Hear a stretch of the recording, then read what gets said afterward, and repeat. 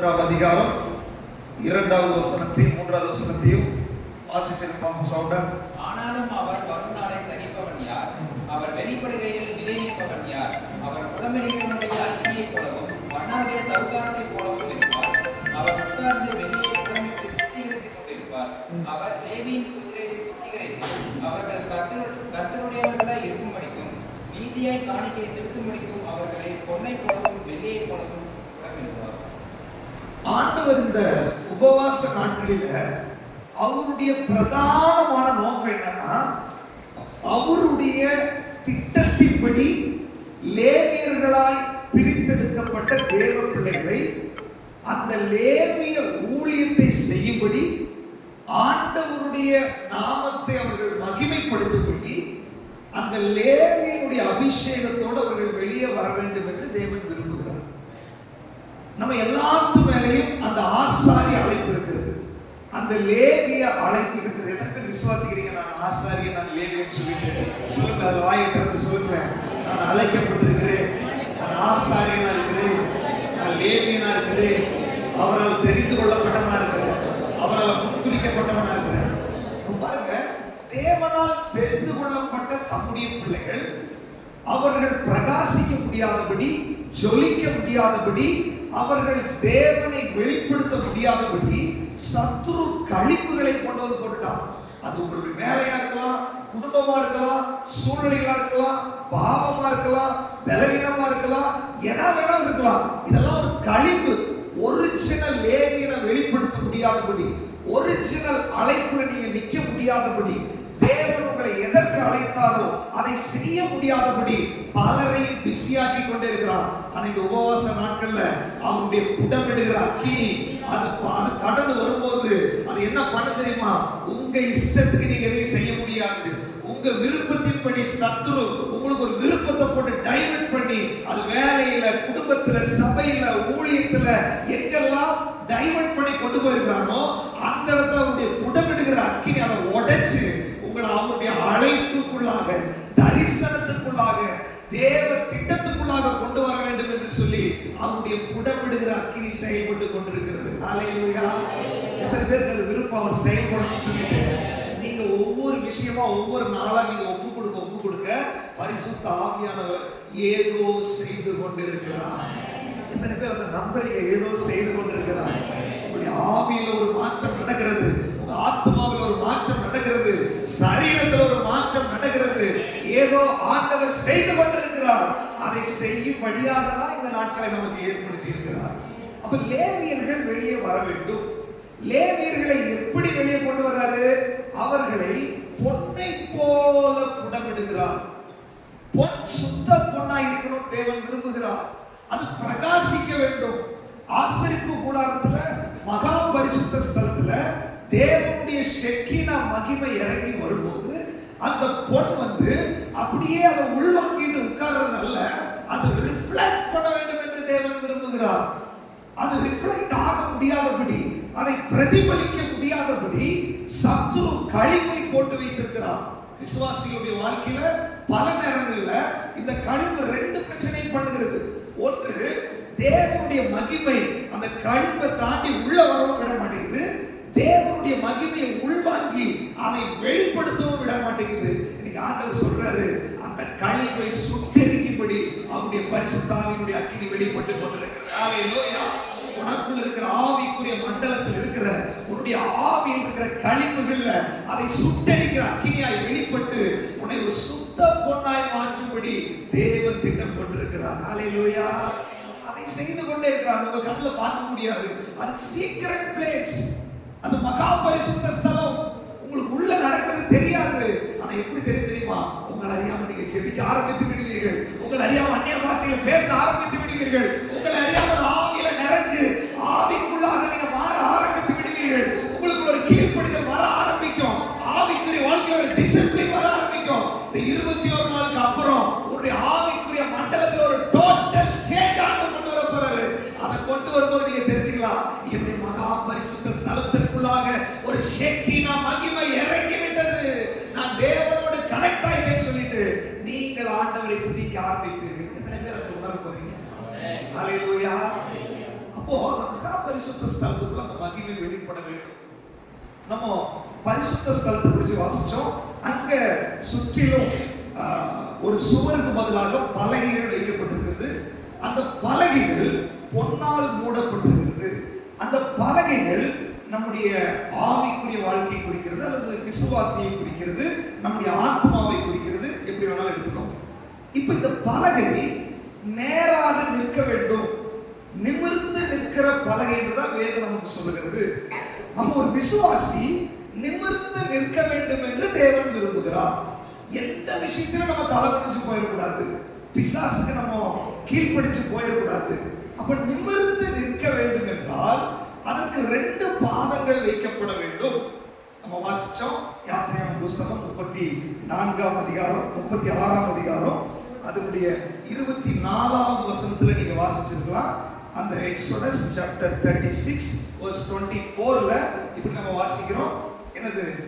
வெள்ளியில 2 பாதங்களை செய்து வைக்கிறார்கள்.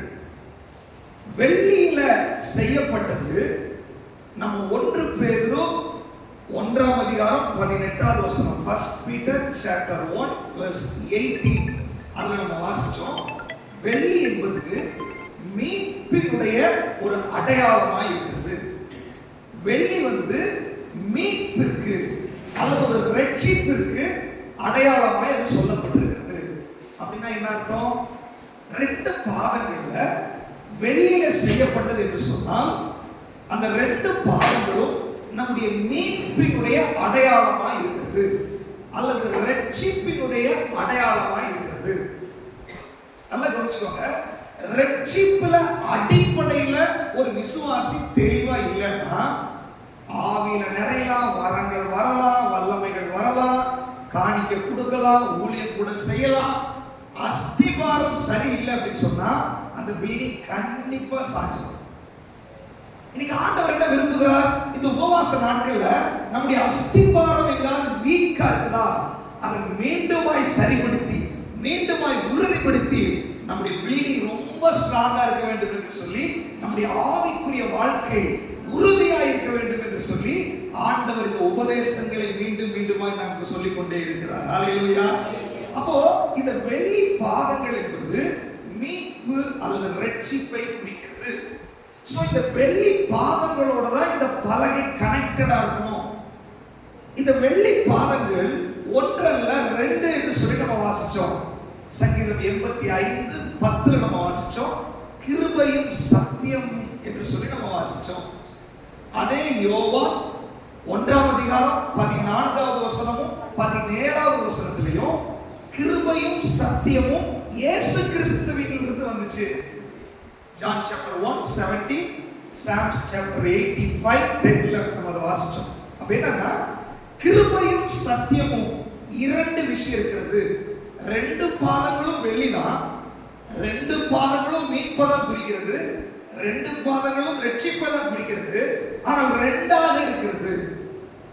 அதுதான் இயேசு கிறிஸ்துவை குறிக்கிறது. இயேசு கிறிஸ்துவுக்குள் கிருபையும் சத்தியமும் வெளிப்பட்டு கொண்டிருந்துச்சு. அப்படின்னா என்ன அர்த்தம்?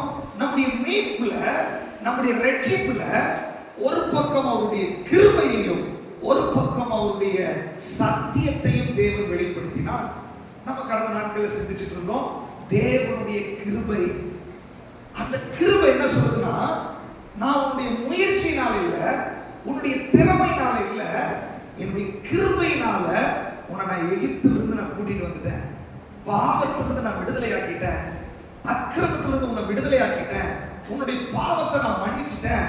கிருபையினாலே விசுவாசத்தை கொண்டு ரட்சிக்கப்பட்டீர்கள். இது உங்களால் உண்டானது அல்ல, இது தேவனுடைய ஈவு, இது கிஃப்ட், இது ஃப்ரீ, இதை நீ பெற்றுக்கொள், இது நீ அனுபவி, இது நீ விசுவாசி என்று சொல்லி அவருடைய கிருபை அதிகமாய் நம்ம மேல வெளிப்படுகிறது. காலைதோறும் அவருடைய கிருபைகள் புதிதாக இருக்கிறது. ஆண்டவருடைய இருதயத்தினுடைய ஏக்கம் என்ன? ரட்சிக்கப்பட்டவர்கள், அபிஷேகம் பண்ணப்பட்டவர்கள், தேவனுடைய பிள்ளைகள், கிறிஸ்தவர்கள் என்று பெயர் எடுத்திருக்கிறவர்கள் தினமும் பிரச்சனைக்குள்ள, போராட்டத்துக்குள்ள, வேதனைக்குள்ள, டென்ஷனுக்குள்ள இருக்க வேண்டியத ஆண்டவர் பார்த்து அவர் வேதனைப்படுறாரு. அவர் சொல்றாரு, நீ ஏன் டென்ஷனா இருக்கிற, நீ ஏன் வேதனைப்படுற, நீ ஏன் கண்ணீர் அடிக்கிற, நீ ஏன் பிரயாசப்படுற உன்னுடைய வாழ்க்கையில ஜீவனுக்கும் தேவபக்திக்கும் தேவையான யாவற்றையும் அவருடைய திவ்ய வல்லமை உனக்கு ஃப்ரீயா கொடுத்திருக்கிறது, உனக்கு கிஃப்டா கொடுக்கப்பட்டிருக்கிறது. அப்படின்னா கிஃப்ட்னு சொன்னா ஒருத்தர் வாங்கிட்டு வருவாரு, ஆனா அவர் பே பண்ணிருப்பாரு. ஆண்டவர் சொல்றாரு, உன்னுடைய டென்ஷனுக்காக நீ அழுகிறது, நீ பிரயாசப்படுறது, நீ போராடுறது, நீ வேதனைப்படுறது, இத்தனையும் கல்வாரி சிலுவையில நான் பே பண்ணிட்டேன். நான் அந்த வேதனையை எடுத்துக்கிட்டேன், நான் அந்த டென்ஷன் எடுத்துக்கிட்டேன், நான் அந்த துக்கத்தை சுமந்துட்டேன். இதை நீ முழுதாய் நம்பினால் நீ ஃப்ரீயா இருக்கலாம் இந்த இடத்துல என்றாங்க. இந்த உலகத்துல வருத்தப்பட்டு பாரம் சுமக்கிறவர்களே, நீங்கள் எல்லாரும் என்னிடத்துல வாருங்கள், நான் உங்களுக்கு இளைப்பாறுதல் தர்றேன். இதெல்லாம் ஆண்டவர் சொன்னது. என் பிள்ளைகள் என்கிட்ட வந்துட்டாங்க, என் பிள்ளைகள் என்னை ஆராதிக்கிறாங்க, ஆனா பாரம் சுமந்து கொண்டிருக்கிறார்கள், வேதனைப்பட்டு கொண்டிருக்கிறார்கள். பண விஷயத்துல பிரச்சனை, குடும்பத்துல பிரச்சனை, ஆரோக்கியத்துல பிரச்சனை, அவருடைய வேலையில பிரச்சனை, எல்லா மைண்ட்ல பிரச்சனை, எல்லா இடத்துலயும் பிரச்சனை. ஆனா வேதம் சொல்லுகிறது, குமாரன் உங்களை விடுதலை ஆக்கினால் அது மெய்யான விடுதலை. உன்னை அழைத்து கொண்டு வந்தது மனிதன் அல்ல, உன்னை அழைத்து கொண்டு வந்தது ஏதோ கம்பெனி அல்ல, உன்னை அழைத்து கொண்டு வந்தது ஒரு சுய முயற்சி அல்ல. உனக்காக ஜீவனை கொடுத்து வானத்தையும் பூமியையும் படைத்த தேவகுமாரன் உன்னை அழைத்து கொண்டு வந்திருக்கிறார். அதை நீ புரிஞ்சா இன்னைக்கு நீ அனுபவிக்கிற பிரச்சனையிலிருந்து வெளியே வந்து விடலாம். ஹல்லேலூயா. இந்த புடமிடுகிற அக்கினி உண்மையான சந்தோஷத்தை நீ அனுபவிக்க முடியாமல், உண்மையான விடுதலை அனுபவிக்க முடியாமல், ரட்சிப்பின் பூரண சந்தோஷத்தை பெற்றுக்கொள்ள முடியாமல், தேவ பிள்ளைகள் கலங்கி துக்கப்பட்டு பிரயாசப்பட்டு இந்த உலகத்தில் இருப்பதற்கு அவர் உன்னை அழைக்கவில்லை. நீ தலை நிமிர்ந்து நிற்க வேண்டும். நீ நிமிர்ந்து நிற்கிற பலக உன் குடும்பத்தில், உன் தனிப்பட்ட வாழ்க்கையில உன்னை நிமிர்ந்து நிற்க வைக்கும்படி தேவ கிருபை வெளிப்படுத்தப்பட்டு கொண்டிருக்கிறது. அதற்காக இந்த உபவாச ஜெபம் ஆவியானவர் புடமிட்டுக் கொண்டிருக்கிறார். உன்னை தலை நிமிர வைக்க முடியாதபடி, உன்னை கலங்க வைத்து, உன்னை வேதனைப்பட வைத்து, பிரயாசப்பட வைத்து, தரித்திரத்துக்குள்ள உட்கார வச்சு, டென்ஷன் டெய்லி பிரச்சனை, குடும்ப பிரச்சனை, தனிப்பட்ட பிரச்சனை, இயேசுவின் நாமத்தில் ஒரு முடிவை கொண்டு வந்து நீ ஆள போகிறாய். ஏதேன் தோட்டத்தினுடைய மகிமை உனக்கு திரும்ப வர போகிறது. ஏதேன் தோட்டத்தில் இழந்து போனதை ரட்சிக்கும்படியாக மனுஷகுமாரன் வந்தார். நீ இந்த உலகத்துல சந்தோஷமா இருக்கும்படி, இந்த உலகத்துல விடுதலையோடு இருக்கும்படி, இந்த உலகத்துல நீ ஜெயிக்கும்படி, ஓ ரபா ஷாக்கா ரபா ரபா, இந்த 21 நாள் உபவாச ஜெபத்துல நீ ஜெயிக்க போகிறாய். 21 நாள் உபவாச ஜெபத்துல உன்னை ஜெயிக்க வைக்கும்படி அவருடைய கிருபை வெளிப்படுத்தப்பட்டிருக்கிறது. அவருடைய கிருபை மேல வெளிப்பட்டுக் கொண்டிருக்கிறது. உன்னை ஜெயிக்க வச்ச ஆமென் சொல்லி ஆண்டவர் வைராகிய வாஞ்சையா வந்திருக்கிறார். அது மாத்திரமல்ல, அந்த கிருபை குறித்து நம்ம தியானிச்சோம். இக்கிருபை உனக்கு போதும். உன்னுடைய பலவீனத்துல என்னுடைய பலம் பூரணமாகும். அவனுடைய வல்லமை அந்த இடத்துல கொண்டு வராரு. அந்த கிருபை நேற்றைக்கு நம்ம தியானிச்சோம். அது பிரசன்னமா இருக்கிறது.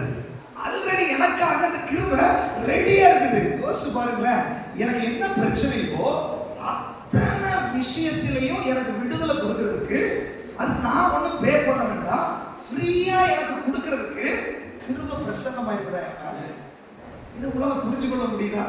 இன்னைக்கு உங்களுக்கு என்ன பிரச்சனையோ, ஸ்கூல்ல பிரச்சனையா, வேலையில பிரச்சனையா, சரீரத்துல பிரச்சனையா, குடும்பத்துல பிரச்சனையா, சபையில பிரச்சனையா, என்ன பிரச்சனை, உங்க பிரச்சனை என்னவா வேணாலும் இருக்கட்டும், இன்னைக்கு ஆண்டவர் சொல்றாரு, அதை சரிப்படுத்தும்படி வேற எங்கேயும் இல்ல, உனக்கு மேலேயே ஒரு கிருபை ரெடியா இருக்குது.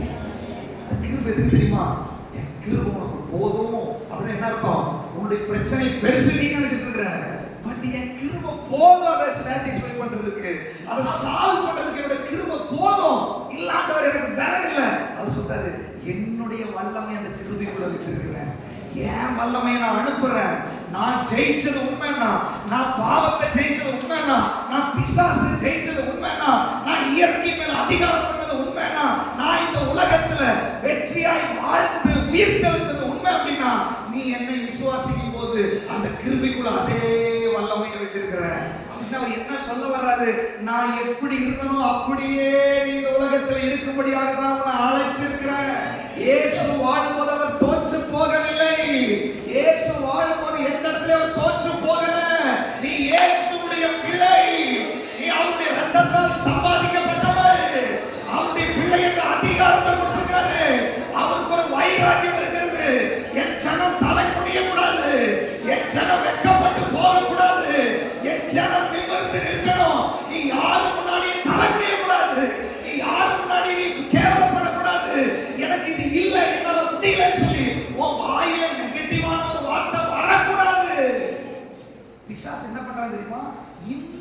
பாயிண்ட் அவனுக்கு நல்லா தெரிஞ்சிச்சு.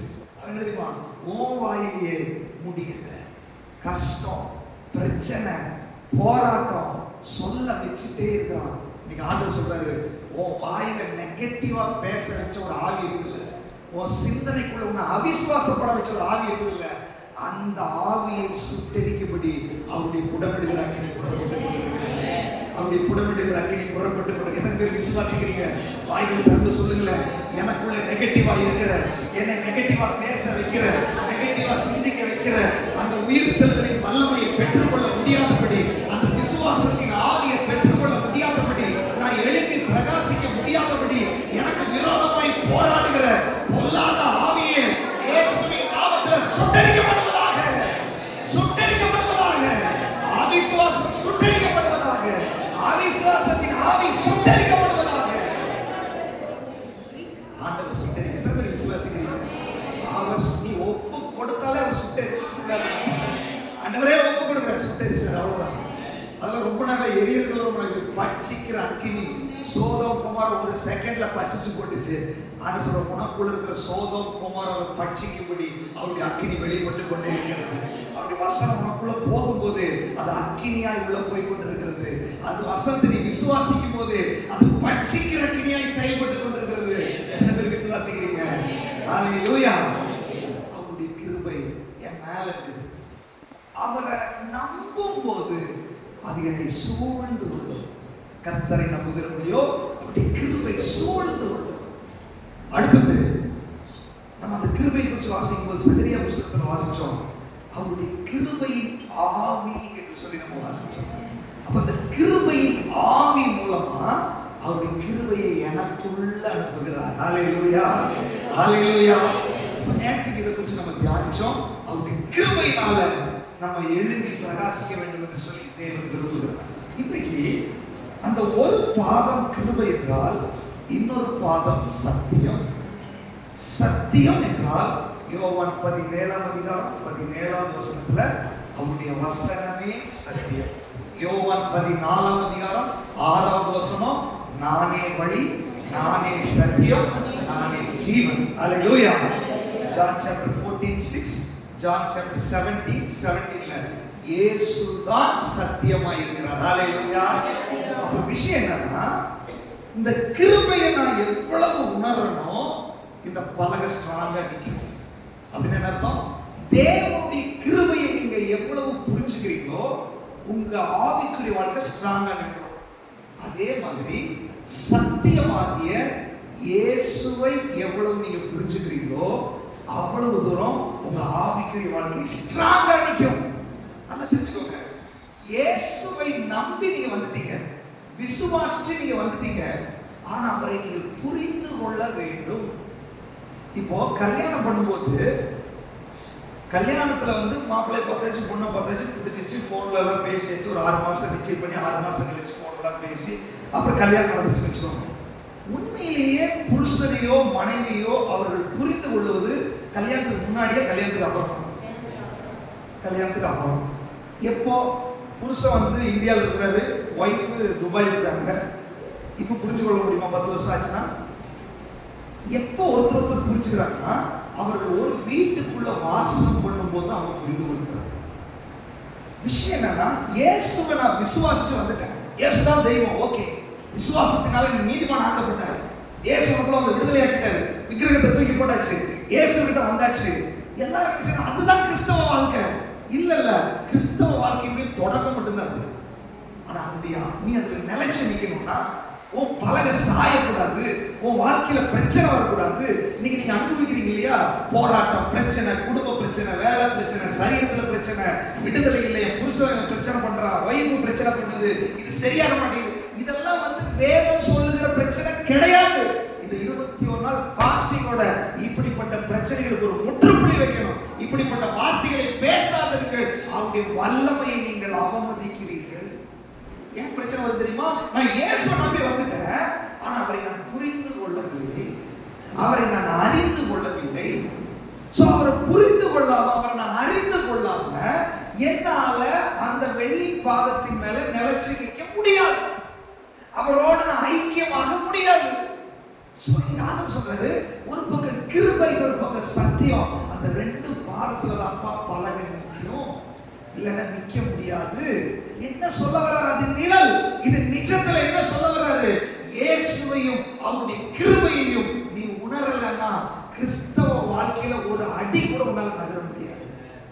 இயேசுவையும் அவருடைய கிருபையையும் உனக்கு புரிஞ்சுக்க முடியல அப்படின்னு சொன்னா கிறிஸ்தவ வாழ்க்கையினுடைய எந்த ஆசீர்வாதத்தையும் நீ பெற்றுக்கொள்ள முடியாது. எனக்கு அருமையானவர்களே, இந்த நாட்கள்ல பரிசுத்த ஆவியானவர் உங்களுக்கு அந்த அடிப்படையான அந்த ரெண்டு பாதத்தை உங்களுக்கு புரிய வைக்கும்படி அவருடைய குடமிடுகிறாங்க நீ கடந்து வந்து கொண்டிருக்கிறது. ஹல்லேலூயா. அப்போஸ்தலனாகிய பவுல் இதை குறித்து என்ன சொல்றாரு பாருங்க. இயேசுவை நான் எப்படி அறிந்து கொள்வது? வாசிக்கலாம். முதலாவது மத்தேயு 11ஆம் அதிகாரம் 27ஆவது வசனம். Matthew chapter 11 verse 27. சத்தமா வாசிங்க. என் பிதாவினால் எனக்கு ஒப்புக்கொடுக்கப்பட்டிருக்கிறது. பிதா தவிர வேறு ஒருவனும் குமாரனை அறியான். குமாரனும் குமாரன் எவனுக்கு அவரை வெளிப்படுத்த சித்தமாய் இருக்கிறாரோ அவனும் தவிர வேறொருவனும் பிதாவை அறியான். நல்லா தெரிஞ்சுக்கோங்க. பிதாவையோ குமாரனையோ அல்லது தேவனையோ நீங்க அறிய வேண்டும் என்றால், புரிந்து கொள்ள வேண்டும் என்றால், அவரா ஓபன் பண்ணாம உங்களால புரிந்து கொள்ள முடியாது. இது ஒரு கடினமான விஷயம். இயேசு உயிரோடு இருக்கும்போது மற்றவங்களால புரிஞ்சுக்க முடியல. இவர் எலியா, இவர் வேற யாரோ, இவர் ஒரு தீர்க்கதரிசி, அவர் புரிஞ்சு கொள்ள முடியல. இயேசு இருக்கும்போது சீசரால கூட அவரால் அண்டர்ஸ்டாண்ட் பண்ண முடியல. ஆண்டவர் சொல்றாரு, நான் உனக்கு வெளிப்படுத்தாம என்ன நீ புரிஞ்சுக்கவே முடியாது அப்படின்றாரு. முதலாவது இந்த நாட்கள்ல அவர் நமக்கு வெளிப்படுத்தும்படி அவருடைய பாதத்தில் வந்து தாகம் உள்ளவனுக்கு அவர் ஜீவன் தண்ணீர். இயேசுவை நான் தெரிஞ்சுக்கணும் அப்படின்னு உங்களுக்குள்ள ஒரு தாகம் இல்லைன்னா அவர் அப்படி அவ்வளவு சீப்பானதெல்லாம் கிடையாது. அது விலையேற பெற்றது. உனக்கு தாகம் இருந்தால் தம்மை வெளிப்படுத்துவதற்கு அவர் ஆயத்தமாகவே இருக்கிறார். ஏன் ஆயத்தமா இருக்கிறாரு? யோசிச்சு பாருங்க. எத்தனையோ புறஜாதிகளுக்கு அது வெளிப்படல. இயேசுன்ற அந்த வாசல் தெரிஞ்சு நீ உள்ள வந்துட்ட அப்படின்னா உனக்கு ஆண்டவர் தம்மை வெளிப்படுத்த சித்தமுள்ளவராக இருக்கிறார் என்பதுதான் அதனுடைய அடையாளம். நீங்க சபையில வந்து உட்கார்ந்துட்டு இருக்கிறது, ஆண்டவர் தம்மை வெளிப்படுத்த சித்தமுள்ளவராக இருக்கிறார். ஆனால் உங்களுக்கு தாகம் இருந்தால் தான் அது நடக்கும். வாங்க ஆண்டவரே, என்ன நீங்க ரட்சிச்சிட்டீங்க, என்ன நீங்க மீட்டுட்டீங்க, நீங்க யாருப்பா, நீங்க யார் ஆண்டவரே? இன்னைக்கு நீங்க டெய்லி கேட்க அவர் தம்மை வெளிப்படுத்த போகிறார். ஏன்னா அவரை நீங்க புரிஞ்சுக்கலன்னா உங்க வாழ்க்கையில நீங்க நிலைச்சு நிக்க முடியாது. அவரை புரிஞ்சுக்கலன்னா நீங்க வைராக்கியமா நிக்க முடியாது. நீங்க விழுந்து போயிருவீங்க, நீங்க சாஞ்சிருவீங்க, சத்துருவின் போராட்டத்தை தாங்க முடியாது. சோ அவர் தம்மை வெளிப்படுத்த சித்தமா இருக்கிறாரு. உங்களுக்கு தாகம் இருந்தா அவர் வெளிப்படுவார். இப்போ அப்போஸ்தலனாகிய பவுலுடைய வாழ்க்கையில வாசிக்கும் போது வாசிக்கலாம். கலாத்தியர் 1ஆம் அதிகாரம் 15-16. Galatians chapter 1 verse 15 and 16. அப்படி இருந்தும் நான் என் தாயின் வயிற்றில் இருந்தது முதல் என்னை பிரித்தெடுத்து தம்முடைய கிருபையினால் அழைத்த தேவன், என்னை அழைத்த தேவன் தம்முடைய குமாரனை நான் புறஜாதிகளிடத்தில் சுவிசேஷமாய் அறிவிக்கும் பொருட்டாக அவரை எனக்குள் வெளிப்படுத்த பிரியமாய் இருந்தபோது உடனே நான் மாம்சத்தோடும் இரத்தத்தோடும் யோசனை பண்ணாமலும் எனக்கு முன்னே அப்போஸ்தலர் ஆனவர்களிடத்திலே எருசலேமுக்கு போகாமலும் அரபி தேசத்திற்கு புறப்பட்டு போய் நல்லா கவனிச்சுக்கோங்க. பவுல் என்ன சொல்றாரு?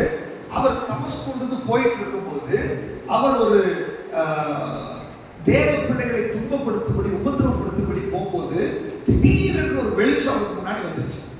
அவர் சொல்றாரு, நீ யார்? அவர் சொல்றாரு, நீ துன்பப்படுத்துகிற இயேசு நானே. ஆண்டவரே, நான் என்ன செய்யணும் ஆண்டவரே? தன்னோட வாழ்க்கையை ஒப்பு கொடுத்துட்டாரு. ஒப்பு கொடுத்த உடனே பவுலுக்கு ஒன்று தெரிஞ்சிருச்சு.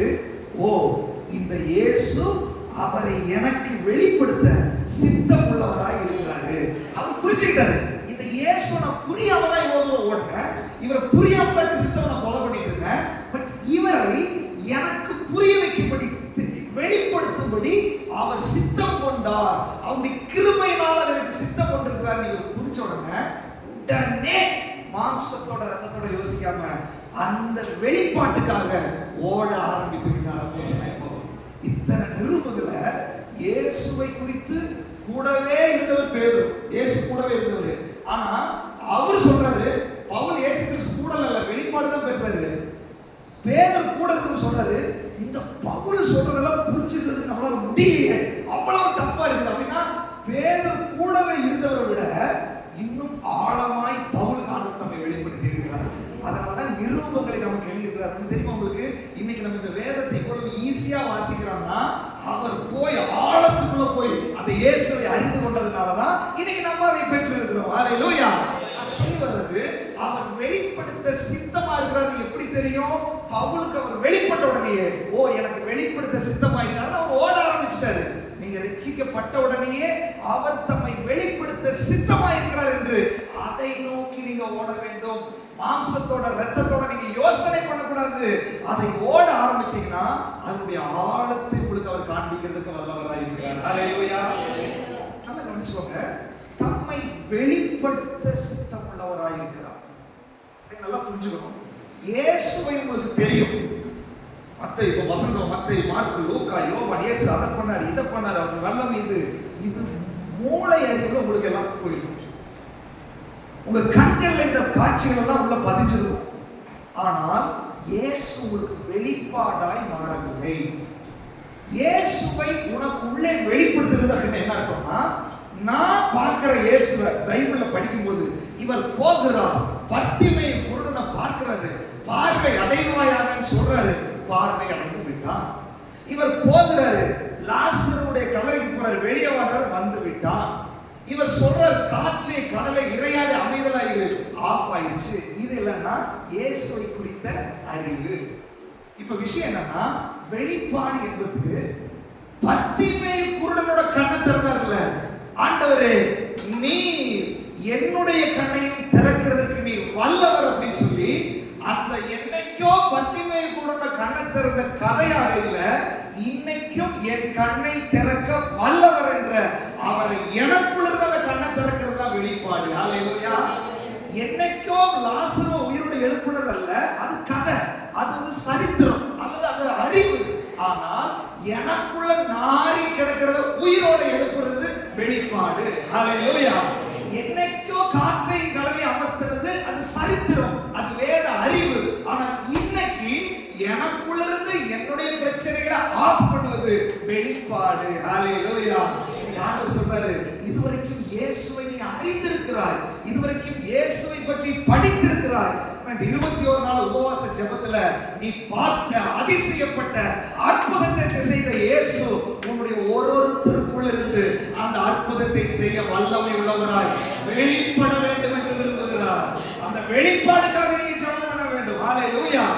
கானா ஒரு கல்யாணத்துல அற்புதம் செஞ்சார், அது கதை, அது சரித்திரம், அது அறிவு. இன்னைக்கு ஆண்டவர் சொல்றாரு, அதே அற்புதத்தை உனக்குள்ளே செய்ய நான் வல்லவராய் இருக்கிறேன். அவர் குருடனுடைய கண்ணை திறந்தார், உன்னுடைய கண்ணை திறக்க வல்லவராய் இருக்கிறாரு.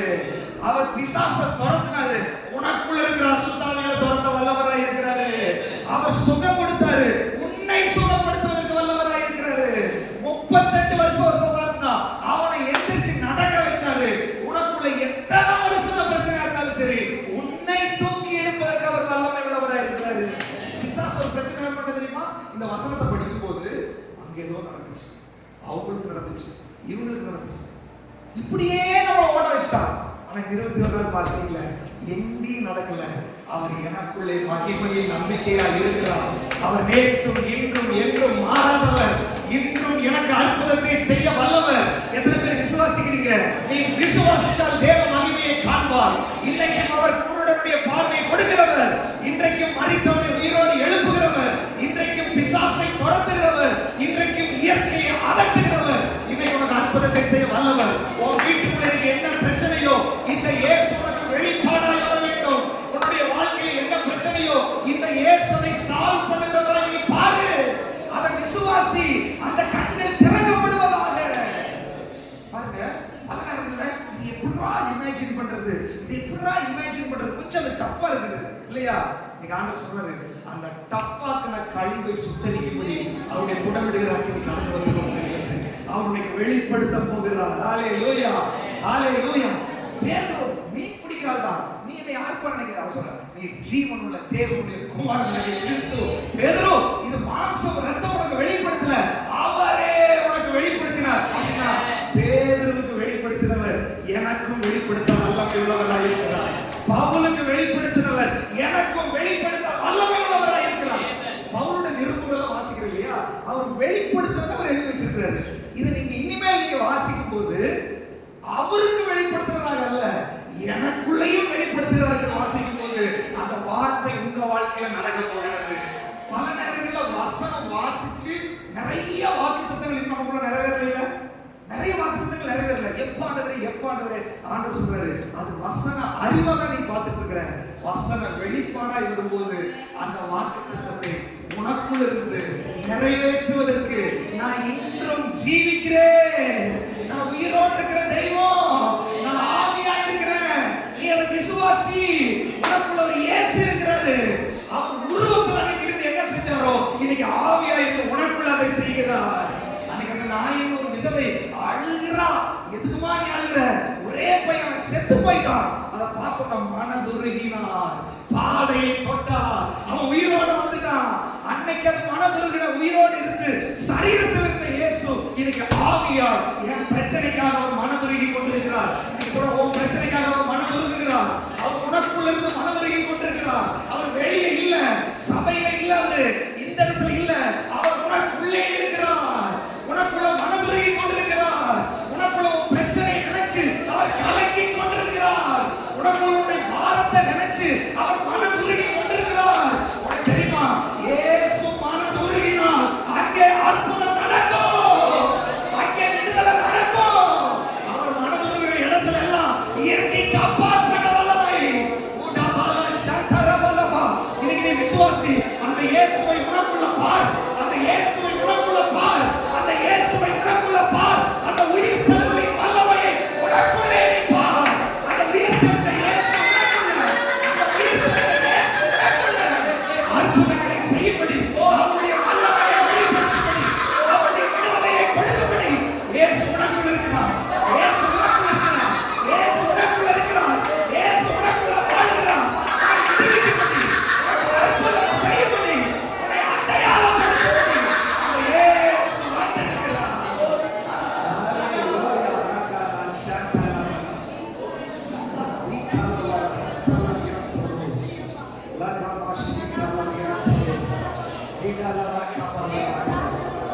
இருபத்தி ஒரு நாள் உபவாச ஜெபம் இயேசுவை உனக்குள்ளே பார்க்க வைக்க போகிறது. இயேசுவை நீ வெளியே பார்க்க போறது இல்லை. சொல்லுங்க, இயேசு எனக்குள்ள இருக்கிறார். விடுவிக்கிறவர் எனக்குள்ள இருக்கிறார். அற்புதங்களை செய்கிறவர் எனக்குள்ள இருக்கிறார். ஓ, விடுவிக்கிறவர் எனக்குள்ள இருக்கிறார். மரணத்தை ஜெயித்தவர் எனக்குள்ள, பிசாசை ஜெயித்தவர் எனக்குள்ள, அற்புதங்களை செய்கிறவர் எனக்குள்ள. நீ எதுக்கு பயப்படணும்? நீ எதுக்கு கலங்கணும்?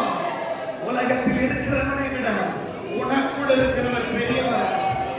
அந்த வெளிப்பாடு ஏன் வந்துச்சு அப்படின்னா, நீ வெளியில் இருக்கிற பிரச்சனை பார்த்து பயப்படாத. வெளியில் இருக்கிற பிரச்சனை பார்த்து பயப்படாத. இந்த வெளியில் இருக்கிற பிரச்சனையை விட உனக்குள்ள ஒருத்தர் இருக்கிறாரு, அவர் வல்லமை உள்ளவர். பிசாசு நிறைய நேரத்தில் நம்முடைய வெளிப்பாடை மங்களாக்கி வச்சுட்டான்.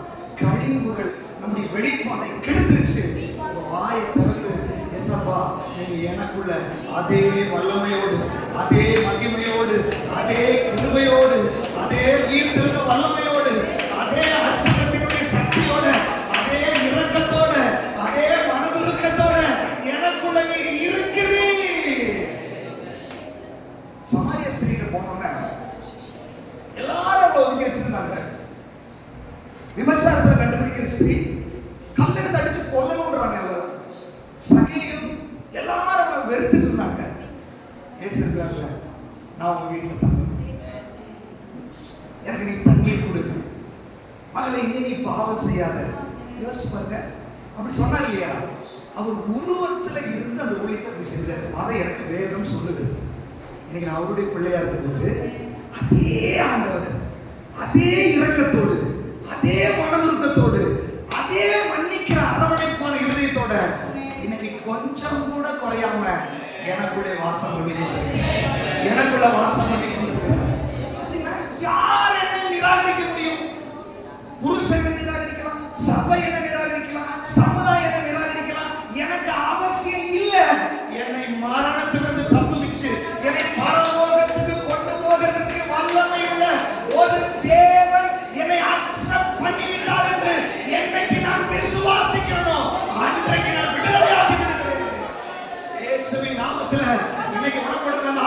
சொல்றாரு, மகளே இனி நீ பாவம் செய்யாத. மகனே இன்னைக்கு உன் வீட்டுக்கு ரட்சிப்பு வந்தது. உன் பாவத்தை நான் மன்னிச்சிட்டேன், உன் அக்கிரமத்தை நான் மன்னிச்சிட்டேன். நீ போ மகளே, நீ சந்தோஷமா போ, நீ சந்தோஷமா போ. உன் ஜென்ம கர்ம பாவத்தை நான் மன்னிச்சிட்டேன். இயேசு இன்னைக்கு உனக்கு டிக்ளேர் பண்றாரு, you are free, you are free. நீ மன்னிக்கப்பட்டு விட்டாய், நீ அங்கீகரிக்கப்பட்டு விட்டாய். இயேசு உனக்குள்ள, இயேசுவின் வல்லமை உனக்குள்ள, இயேசுவின் மகிமை உனக்குள்ள, மன்னிக்கிறவர் உனக்குள்ள, இரக்கம் உள்ளவர் உனக்குள்ள, அன்புள்ளவர் உனக்குள்ள, கிருபை உள்ளவர் உனக்குள்ள. ஓ ஹalleluya, ஹalleluya. உன் வாழ்க்கை அற்புதமாய் மாறப் போகிறது, உன் வாழ்க்கை அற்புதமாய் மாறப் போகிறது, உன் வாழ்க்கை அற்புதமாய் மாறப் போகிறது.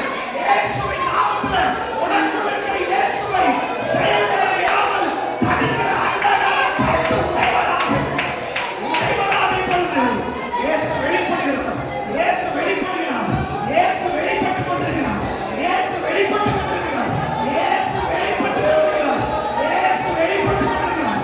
ஒரு அசாதாரணமான வல்லமை உனக்குள்ள ஆட்கொள்ள ஆரம்பிக்கிறது, அசாதாரணமான வல்லமை உனக்குள்ள ஆட்கொள்ள ஆரம்பிக்கிறது. நீ தனிமை கிடையாது, நீ தனிமை கிடையாது. இயேசு உனக்குள்ள இருக்கிறார், இயேசு உனக்குள்ள இருக்கிறார். சீசர்கள் எல்லாம் படகுல போயிட்டு அப்படியே தூங்குற ஒரு மாதிரி இருந்தார்.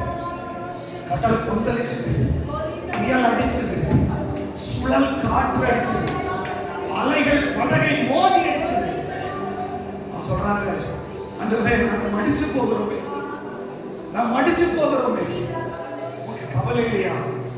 பல நேரங்கள்ல நம்ம அப்படிதான் நினைக்கிறோம். ஆனா இயேசு படகுல இருந்தாரு. ஒரே வார்த்தை தான், இறையாதே, அமைதலாய். இன்னைக்கு வரைக்கும் அது அமைதியாக இருக்கிறது இல்லையா? ஒரே வார்த்தை. இன்னைக்கு ஆண்டவர் சொல்றாரு, ஏன் நீங்க இன்னும் புரியாம இருக்கிறீங்க? ஏன் உன் குடும்ப பிரச்சனை பார்த்தீங்கன்னா நீ அழுதுட்டு இருக்கிற? ஏன் உன்னுடைய வேலை பிரச்சனை பார்த்து நீ அழுதுட்டு இருக்கிற? ஏன் போராட்டத்தை பார்த்து நீ அழுதுட்டு இருக்கிற? ஏன் பிசாசின் கிரியைகளை பார்த்து நீ அதுக்கு பவரை கொடுத்துட்டு இருக்கிற? ஆண்டவர் சொல்றாரு, உனக்குள்ள அதே வல்லமையோட நான் இருக்கிறேன். அவருக்கு என்ன பிரச்சனை தெரியுமா? நீ என்னை எழுப்புற, சீசர்கள் எழுப்புறாங்க, ஆண்டவரே ஆண்டவரே ஆண்டவரே. நீங்க ஆண்டவர் சொல்றாரு, மகளே நீ விசுவாசி, உனக்குள்ள நான் இருக்கிறேன்னு என்னை தட்டி எழுப்பு. எப்படி தட்டி எழுப்புறது? ஏசப்பா இந்த பிரச்சனையை சால்வ் பண்றதுக்கு எனக்குள்ள நீங்க இருக்கிறீங்க. ஒரு வார்த்தை சொல்லுங்க, ஒரு வார்த்தை சொல்லுங்க, இறையாதே, அமைதலாய் சொல்லுங்க. ஆண்டவர் சொல்றாரு, வருஷங்களாய் உன் வாழ்க்கையில வீசிக் கொண்டிருக்கிற புயல்களும், வருஷங்களாய் உன் குடும்பத்தில் வீசிக் கொண்டிருக்கிற புயல்களும், சுழல் காற்றுகளும், ஒரு படகை மோதி அடிக்கிற அலைகளும், ஆண்டவர் சொல்றாரு, மகளே மகளே உனக்கு வெளிப்பாடு வராததுனால இவ்வளவு பிரச்சனை. உனக்கு வெளிப்பாடு வருவதற்காக நான் தூங்கிட்டு இருந்தேன், நான் தூங்குறவர் மாதிரி நடிச்சிட்டு இருந்தேன். உனக்கு என் பிள்ளைக்கு வெளிப்பாடு வரணும், என் பிள்ளைக்கு அறிவு பத்தாது, என் பிள்ளைக்கு ஹிஸ்டரி அல்ல, என் பிள்ளையுடைய வாழ்க்கையில என்னுடைய மகிமை வெளிப்பட வேண்டும். இதை நீ அறிவுபடி நான் வெயிட் பண்ணேன். இன்றைக்கு ராத்திரி அந்த அறிவு வருவாங்க. மனுஷங்களாயிருந்த காற்று அடங்கும்படி உத்தமலா சாத்தாரா மேலும் குடும்பத்துல காற்று அடங்குறார் ஆண்டவர். ஒரு குடும்பத்தோட பிரச்சனை அடங்குறார் ஆண்டவர். இனி அதை அலைய முடியாது, இனி அலை பாய முடியாது. ஏசு உனக்குள்ள. உனக்கு தெரியுமா? தூங்கிட்டு இருந்த இயேசு எழுந்திருச்சோங்க, காற்று கடல அடங்க ஆரம்பிச்சிருச்சு. ஆண்டவர் சொல்றாரு, நீ விசுவாசிக்கும் போது எங்கேயோ இருந்த இயேசு இல்ல மகனே, எங்கேயோ இருந்த இயேசு இல்ல மகனே, உனக்குள்ளே ஒரு உயிர் தெழுந்த இயேசு இருக்காருல்ல. இன்னைக்கு நீ விசுவாசிச்சு வாயில அறிக்கை பண்ணிட்டு இருக்கும் போது, நீங்கள் அறியாத ஒருவர் உன்னுடைய நடுவிலே இருக்கிறார், உனக்குள்ள வாசம் பண்ணி கொண்டிருக்கிறார். அவர் இன்றைக்கு எழுந்து விட்டார், அவர் இன்றைக்கு செயல்பட போகிறார். எத்தனை பேருடைய வாழ்க்கையில விசுவாசிக்கிறீங்க? உனக்கு அற்புதம் நடக்க போகுது, அற்புதம் நடக்க போகுது. ஒரே வசனத்தை மட்டும் வாசிக்கலாம். பிலிப்பியர்கள் நிருபம் 3ஆம் அதிகாரம் 8ஆம் வசனம். Philippians chapter 3 verse 8. அது மாத்திரமல்ல, இப்ப பாருங்க அவர் சொல்றோ, அவருடைய வெளிப்பாடு பாருங்க, என்னுடைய கர்த்தராகிய கிறிஸ்து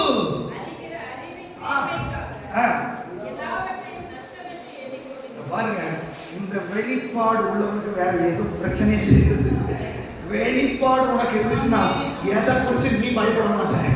வெளிப்பாடு உனக்கு இருந்துச்சுன்னா தைரியமா நீ நடக்க ஆரம்பிப்ப. பவுலுக்கு அந்த வெளிப்பாடு என்ன சொல்றாரு, அவருக்கு நிறைய லாபமா இருந்துச்சு, படிப்பு இருந்துச்சு, அந்தஸ்து இருந்துச்சு, மேன்மை இருந்துச்சு, எல்லாம் இருந்துச்சு.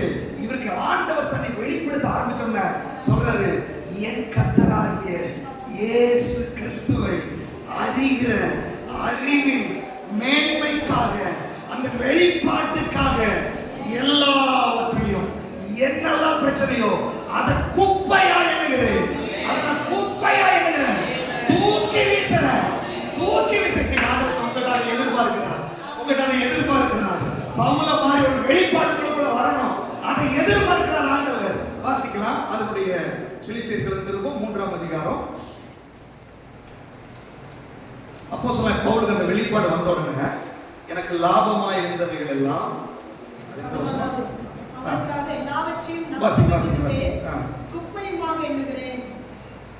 எல்லாவற்றையும் 12, 13, 14 நான் அடைந்தாயிற்று. இவ்வளோ வெளிப்பாடு எழுதிட்டு எல்லாமே நான் கண்டுபிடிச்சேன். இல்ல கொஞ்சம் தான் போயிருக்கிறேன் உள்ள, நான் முற்றிலும் தேர்ல. நான் எதற்காக போற வழியில பிடிக்கப்பட்டேனோ அதை நான் பிடித்துக் கொள்ளும்படி ஆசையாய் தொடர்கிறேன். அதை பிடித்துக் கொண்டேன் என்று நான் எண்ணுகிறதில்லை. ஒன்று செய்கிறேன், பின்னானவைகளை மறந்து முன்னானவைகளை நாடி கிறிஸ்து இயேசுவுக்குள் அந்த பரம அழைப்பின் பந்தய பொருளுக்காக அந்த இலக்கை நோக்கி நான் ஒரு வெளிப்பாடு உள்ளவன் பேசுறத பாருங்க. அறிவு உள்ளவன் பேசுறது வேற, வெளிப்பாடு உள்ளவன் பேசுறது வேற. இயேசுவை பார்த்தவன் பேசுறது வேற, இயேசுவை அனுபவித்தவன் பேசுறது வேற. ஆண்டவர் சொல்றாரு, இந்த உபவாச நாளுக்கு முன்னாடி வரைக்கும் இயேசுவை அறிந்தவர்களாக, இயேசுவால் ரட்சிக்கப்பட்டவர்களாக ஒரு விசுவாசியா நீங்க இருந்திருக்கலாம். ஆனா 21 நாள் உபவாச ஜெபத்துல அந்த இயேசுவை வெளிப்பாடாக, அந்த இயேசுவை அனுபவிக்கிறவர்களாய் உங்களை மாற்ற வேண்டும் என்றுதான் உங்களை புடமிட்டுக் கொண்டிருக்கிறார் ஆண்டவர். அப்படி வெளிப்பாடு வரும்போது பவுல் சொல்றாரு, என்னுடைய கர்த்தராகிய இயேசு கிறிஸ்துவை பத்தாவது இன்னும் அறிவதற்காக என்னெல்லாம் எனக்கு லாபமோ அப்படின்னு என்னது, இவரை நான் அறியணும். எதுல அறிய முடியும்? சத்தியம் என்ற வசனம் எனக்கு கொடுக்கப்பட்டிருக்கிறது.